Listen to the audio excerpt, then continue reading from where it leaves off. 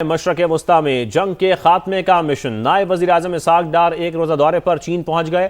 दोस्त मुल्क की क़यादत से खित्ते की सूरत हाल पर तबादला ख्याल करेंगे। चीनी वज़ीर ख़ारजा ने दौरे की दावत दी। इसहाक डार दाएं कंधे में फ्रैक्चर के बावजूद दौरे पर रवाना हुए। तर्जुमान दफ्तर ख़ारजा के मुताबिक नायब वज़ीर-ए-आज़म का रवां साल का दूसरा दौरा चीन है। दोनों वज़ीर ख़ारजा में बाहमी दिलचस्पी के उमूर पर भी बातचीत होगी।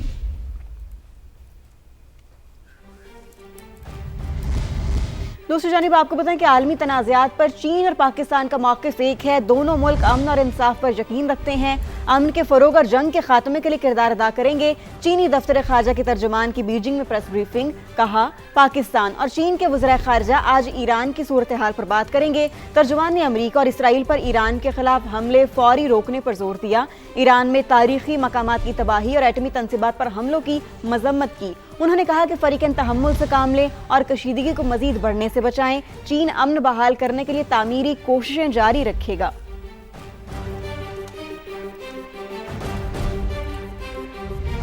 और बड़ी डेवलपमेंट के बारे में आपको बताएं, अमरीकी सदर 6 हफ्ते मुकम्मल होने से पहले ईरान जंग का खात्मा चाहते हैं। तर्जुमान व्हाइट हाउस का बड़ा बयान सामने आ गया। यही नहीं, सदर ट्रंप आबनाए हुर्मुज़ खुलवाए बगैर जंग खत्म करना चाहते हैं। कैरोलिन लेविट कहती हैं तमाम अहदाफ 6 अप्रैल से पहले हासिल किए जाएंगे। अमरीकी अखबार वॉल स्ट्रीट जर्नल के मुताबिक सदर ट्रंप आबनाए हुर्मुज़ खुलवाने के लिए सिफारती दबाव या मशरक़ वस्ता और यूरोपीय ममालिक को जिम्मेदारी सौंपना चाहते हैं। दूसरी जानिब ईरानी सदर ने दो टोक कह दिया है कि अमरीका को भागने नहीं देंगे। अमरीका की शुरू की गई जंग अब हमारी शराइत पर खत्म होगी।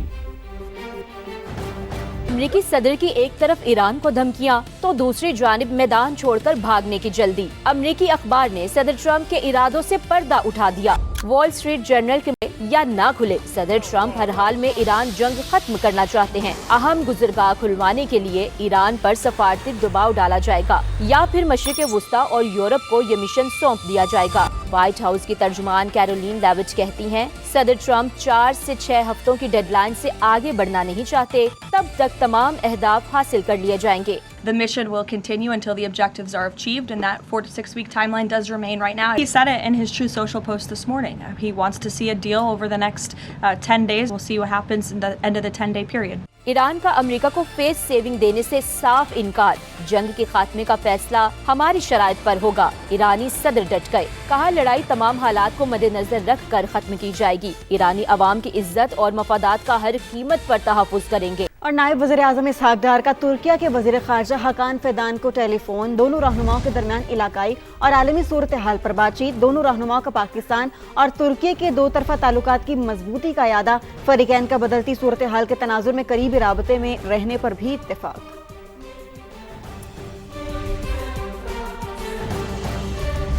और आलमी मार्केट में तेल की बढ़ती हुई कीमतों से अरब ममालिक भी मुतासर होने लगे। मुत्तहदा अरब अमारात में तेल की कीमतों में 70% से ज़ायद इजाफे का इम्कान है। तुर्क मीडिया की रिपोर्ट के मुताबिक 1 अप्रैल से मुत्तहदा अरब अमारात में डीजल की कीमत में 72% इजाफे का इम्कान है। सुपर 98 पेट्रोल की कीमत में 30% और E+ पेट्रोल की कीमत में 32% इजाफा मुतवक्के है।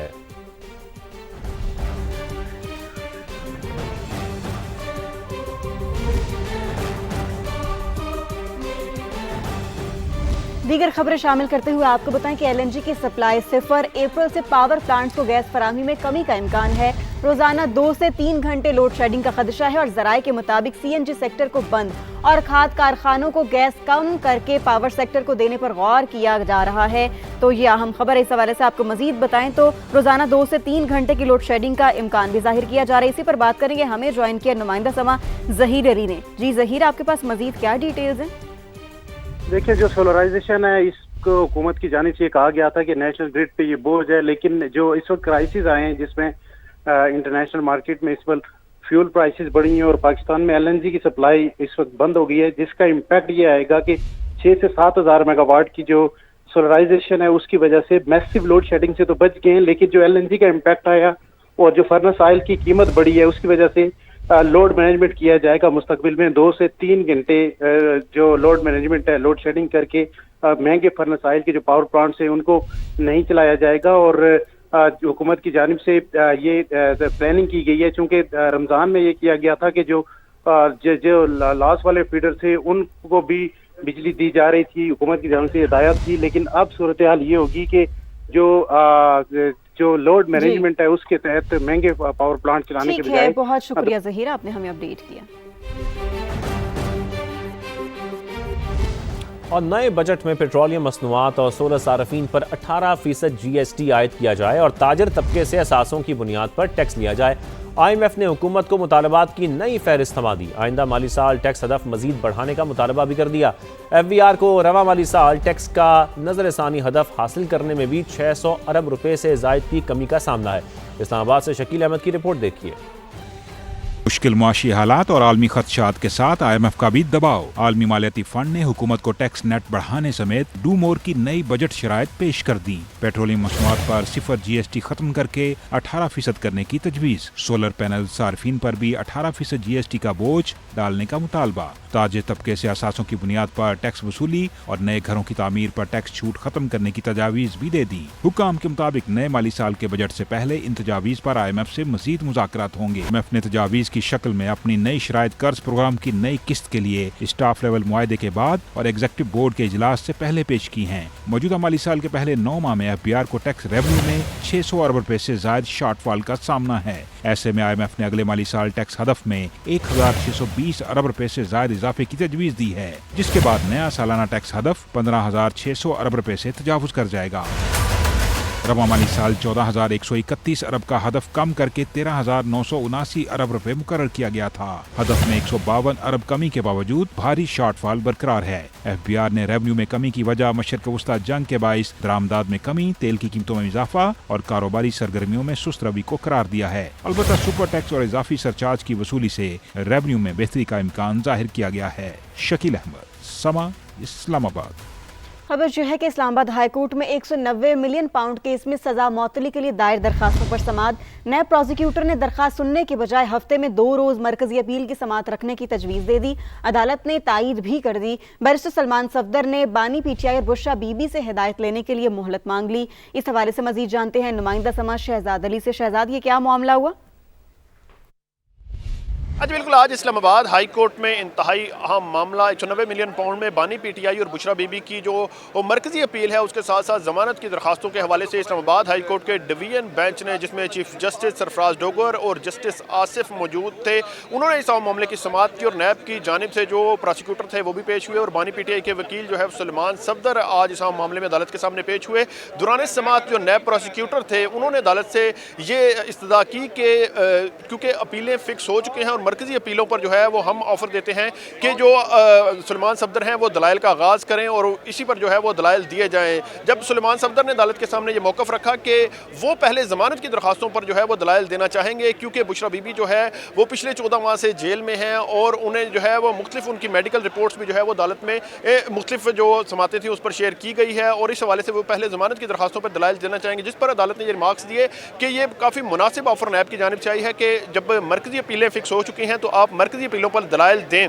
जिस अदालत ने साथ ही अपने रिमार्क्स में ये भी कहा कि सस्पेंशन की दरखास्तों पर उस वक्त दलाइल नहीं दिए जा सकते जब मरकजी अपीलें फिक्स हो जाएं, जिसके बाद जो है वो बैरिस्टर सलमान सफदर ने अदालत से ये इस्तदा की कि उन्हें अपने क्लाइंट से जो है वो मशवरा करने के लिए मोहलत दी जाए। तो अदालत ने कहा कि आप जो है वो अपने क्लाइंट से मुलाकात करके उनसे जो है वो मशवरा कर लें। उसके बाद जो है वो इस केस की समाअत जो है वो मुलतवी कर दी गई और इस केस की जो आइंदा समाअत है वो पीर तक जो है वो मुलतवी की गई है अदालत की जानिब से। जी आपका शुक्रिया। चेयरमैन PTI बैरिस्टर गौहर ने कहा है कि 14 माह बाद अब ये कहना कि सज़ा मुअत्तली की दरख्वास्त के बजाय मरकजी अपील सुनेंगे इंसाफ कत्ल है। अगर हालात ऐसे ही रहे तो अवाम सड़कों पर आ जाएंगी और कुछ भी नहीं बचेगा।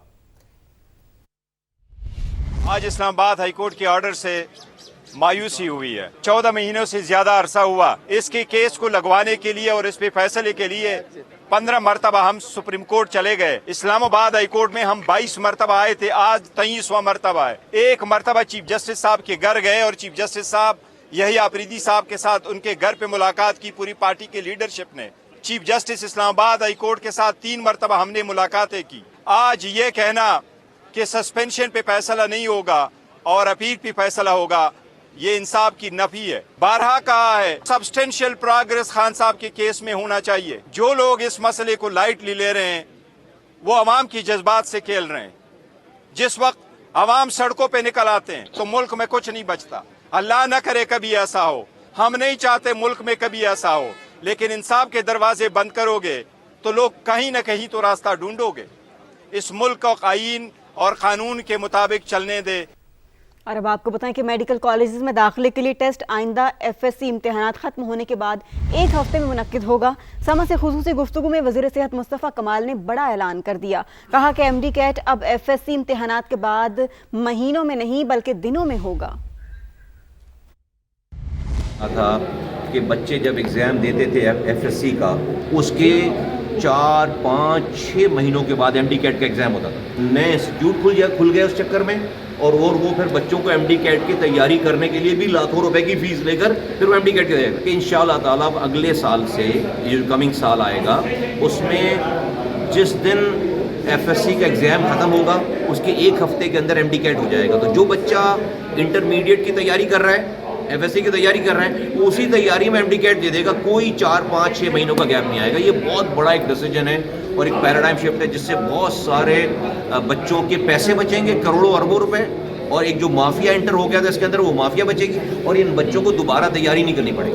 और आपको बताएं, पाकिस्तान में 5G सर्विस तो शुरू हो गई, मगर महंगे तरीन स्मार्टफोन्स पर इस्तेमाल नामुमकिन। सार्फिन 4G सर्विस इस्तेमाल करने पर मजबूर हैं। समा महंगे तरीन स्मार्टफोन्स पर 5G सर्विस की अदम दस्तयाबी की वजह सामने ले आया। तफसील जानेंगे इस्लामाबाद से समा के deputy bureau chief Behzad Salimi से। बहजाद, क्या वजह सामने आ रही है?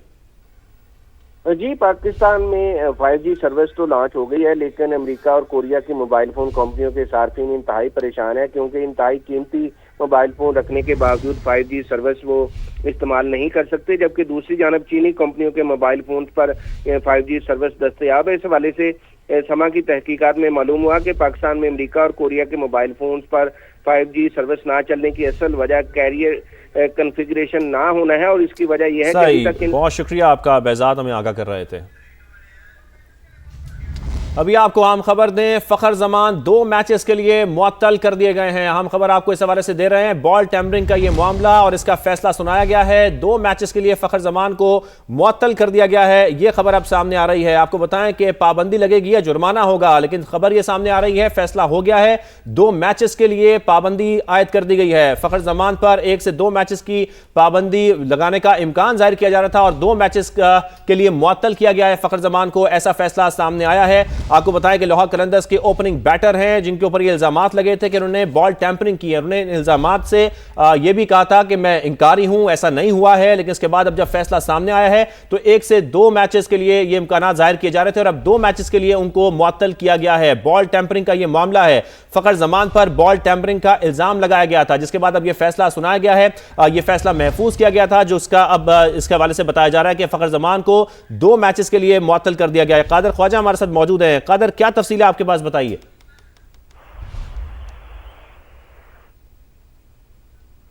कादर ख्वाजा से भी बात करेंगे। बॉल टेम्परिंग के इल्जाम में फ़खर जमान 2 मैचेस के लिए मुअत्तल हो गए हैं। PCB के मुताबिक फ़खर जमान लेवल 3 के कसूरवार करार पाए हैं। तो आपको बताएं कि फ़खर जमान मुअत्तल कर दिए गए हैं 2 मैचेस के लिए। बॉल टेम्परिंग साबित हो गई है और उनके ऊपर ऐसे ही इल्जामात लगे थे, जिसके बाद अब यह फैसला महफूज किया गया था, जो फैसला अब सामने आ गया है। आपको बताएं कि बॉल टेम्परिंग के इल्जाम में फ़खर जमान को 2 मैचेस के लिए मुअत्तल कर दिया गया है। जी हाँ, लाहौर कलंदर्स के ओपनिंग बैटर फ़खर जमान पर बॉल टेम्परिंग के इल्जाम में उनको 2 मैचेस के लिए मुअत्तल कर दिया गया है। फ़खर जमान लेवल 3 के कसूरवार करार पाए हैं और इसी पर बात करेंगे हमें ज्वाइन के कादिर ख्वाजा ने। जी कादिर ख्वाजा, आपके पास मजीद क्या डिटेल्स हैं? जी बिल्कुल, लाहौर कलंदर्स और कराची किंग्स के दरमियान जो मैच हुआ था उसमें आखिरी ओवर से कबल जिस तरह फुटेजेस सामने आई थी कि फ़खर जमान जो है वो गेंद के साथ छेड़छाड़ कर रहे हैं, जिस पर फैसल अफरीदी ने हारिस रऊफ से गेंद मांगकर चेक किया और फिर उसको मैच रेफरी रोशन माहनामा के सुपुर्द किया गया, रिपोर्ट पेश की गई। तो रोशन माहनामा ने 2 समातों के बाद जो है वो तहरीरी तौर पर फैसला जारी कर दिया और पाकिस्तान क्रिकेट बोर्ड ने ये एलामिया जारी कर दी है कि फ़खर जमान जो है वो कसूरवार ठहराए हैं और लेवल 3 की जो आर्टिकल 2.14 है उनकी खिलाफ वर्जी की गई है और उसके तहत जो है वो फ़खर जमान को 2 मैचेस के लिए PSL के मुअत्तल कर दिया गया है और फिर उसके बाद जो है वो फ़खर जमान से जब ठीक है, बहुत शुक्रिया कादिर ख्वाजा, आपने हमें अपडेट किया।